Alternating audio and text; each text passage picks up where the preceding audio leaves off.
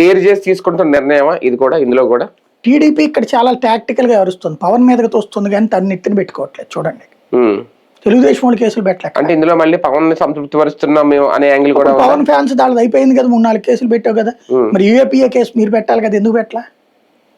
దైవదోషం చేస్తున్న వాళ్ళని first case పెట్టాల్సింది మీరు కదా, ప్రభుత్వం కదా, ఎందుకు పెట్టలేదు? లేట్ చేయడం కదా అది. సరే ఎప్పుడైనా పెట్టారు, అది సిస్టమ్ కరెక్ట్ గా నడవనిస్తాం బెటర్.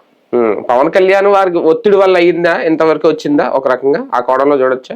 ఈ జనసేన ఒత్తిడి, పవన్ కళ్యాణ్ ఒత్తిడి కూడా కాదు, జనసేన ఒత్తిడి. అంటే కూటమిలో ఉన్నారు కాబట్టి సైలెంట్ గా ఉంటే పవన్ దూరం అవుతారేమో అని ఏమన్నా ఆలోచిస్తుందా టీడీపీ? అంత దాకా అంత చేస్తుంటే మొదట్లోనే పెట్టుండేవాళ్ళు, ఇంత ఆలస్యం అయ్యి ఉండేది కాదు కదా. అవును, మొన్న పవన్ కళ్యాణ్ ఇప్పుడు ఒక ఇష్యూ డైవర్షన్ కోసం ఇంకొక ఇష్యూ నడుస్తుంది, అంతకు మించి ఏం లేదు.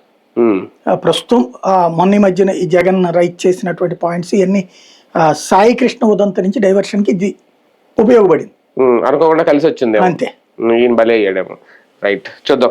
నిజంగా ఒక రాజకీయ రాద్ధాంతం జరుగుతుందా ఈ కేసుతో ఆంధ్రప్రదేశ్ రాష్ట్రంలో? జగన్ లాగు